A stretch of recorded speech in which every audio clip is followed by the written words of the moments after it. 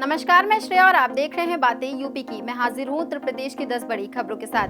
UP सरकार ने महिलाओं को आत्मनिर्भर बनाने की दिशा में बड़ा कदम उठाया है। यूपी रोडवेज में 5000 महिला कंडक्टर संविदा पर भर्ती होगी। खास बात यह है कि इन्हें उनके गृह जनपद में ही नियुक्ति मिलेगी।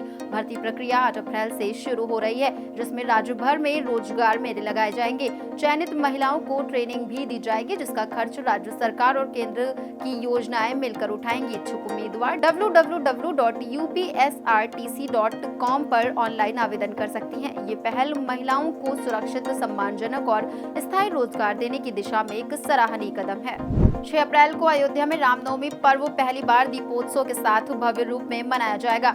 राम की पैड़ी और घाटी पर 2 लाख दीप जलाए जाएंगे। रामकथा पार्क में सांस्कृतिक कार्यक्रम होंगे, जिनमें नामचीन कलाकार प्रस्तुति देंगे। ड्रोन से श्रद्धालुओं पर सरयू जल की फुहार डाली जाएगी। कनक भवन से हेरिटेज वॉक निकलेगी। सरस और फर्नीचर मेला भी लगेगा। प्रशासन ने भंडारे, पेयजल, टॉयलेट और स्वास्थ्य शिविर जैसे इंतजाम किए हैं। भीड़ को देखते हुए दर्शन अवधि बढ़ाई गई है। आयोजन को यादगार और अयोध्या को वैश्विक पर्यटन स्थल बनाने का प्रयास जारी है। अब बढ़ते हैं अगली खबर की ओर। बलरामपुर में नवरात्र अष्टमी के अवसर पर मुख्यमंत्री योगी आदित्यनाथ ने देवी पाटन मंदिर में पूजन अर्चन किया। उन्होंने श्रद्धालुओं का स्वागत कर बच्चों को चॉकलेट दी। मंदिर परिसर स्थित गौशाला में गायों को गुड़ और चारा खिलाया। साथ ही नवरात्र मेले की तैयारियों और सुरक्षा व्यवस्थाओं का जायजा लिया।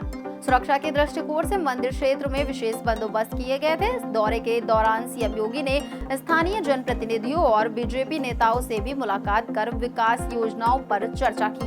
उत्तर प्रदेश में बीते एक साल यानी 1 अप्रैल 2024 से 4 अप्रैल 2025 में 230.8 लाख राजस्व वादों का निस्तारण किया गया, जिसमें 95.37% सफलता दर्ज की गई। ये बातें वर्ष की तुलना में 2.57% अधिक है। वाराणसी, गोंडा और संत कबीर नगर शीर्ष जिलों में रहे। वाराणसी ने 5.31 लाख मामलों के साथ पहला स्थान पाया।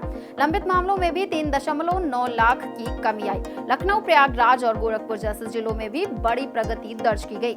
इस उपलब्धि के पीछे ई गवर्नेंस, डिजिटल रिकॉर्ड और सीएम की मॉनिटरिंग रही। इसी के साथ बढ़ते हैं अगली खबर की ओर। यूपी सरकार ने गजरोला, बागपत, मोरना और सेमीखेड़ा की शुगर मिलों की पेराई क्षमता बढ़ाने के लिए 1967 करोड़ रुपए मंजूर किए हैं। गजरौला और बागपत मिल की क्षमता 2500 से 4900 टीसीडी की जाएगी। मोरना और सेमीखेड़ा की मिलें भी अपग्रेड होंगी। रुद्रविलासपुर की शुगर मिल का तकनीकी उन्नयन 75 करोड़ रुपए में किया जाएगा। मिलों में AI based monitoring, GPS tracking और डिजिटल भुगतान सिस्टम लागू किए जाएंगे। सरकार का उद्देश्य गन्ना किसानों को लाभ देना, उत्पादन बढ़ाना और पारदर्शिता सुनिश्चित करना है।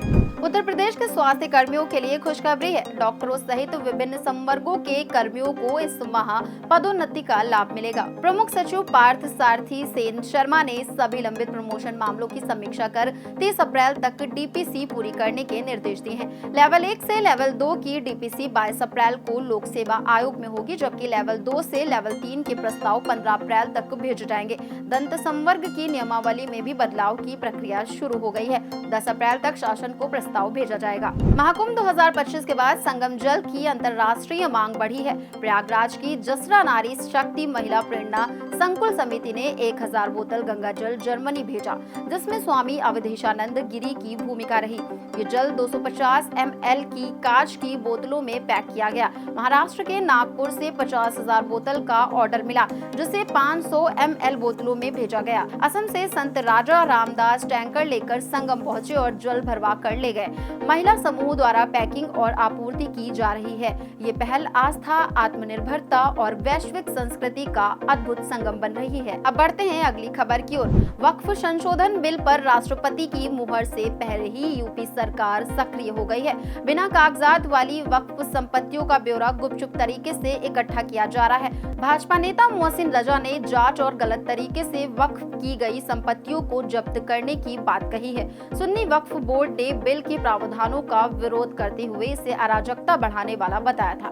बोर्ड ने उपयोगकर्ताओं द्वारा वक्फ खत्म करने और केंद्र के हस्तक्षेप पर आपत्ति जताई। सरकार का लक्ष्य वक्फ संपत्तियों की पारदर्शिता और गरीब मुसलमानों का कल्याण है।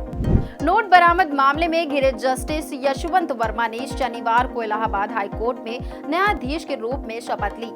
जांच पूरी होने तक उन्हें न्यायिक कार्य नहीं सौंपा जाएगा। शपथ के बाद उनका नाम हाईकोर्ट की वरिष्ठता सूची में जोड़ा गया है। होली पर आग के बाद नोट मिलने से विवाद शुरू हुआ था। सीजेआई ने जांच के लिए 3 जजों का पैनल बनाया है। इस बीच लखनऊ बेंच में शपथ रोकने की जनहित याचिका भी दाखिल हुई है।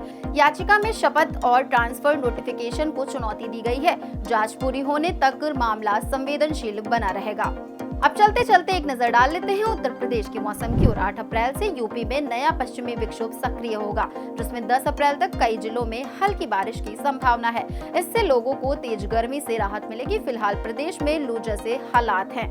कई जिलों में तापमान 40 डिग्री सेल्सियस तक पहुंच चुका है। हमीरपुर शुक्रवार को सबसे गर्म रहा।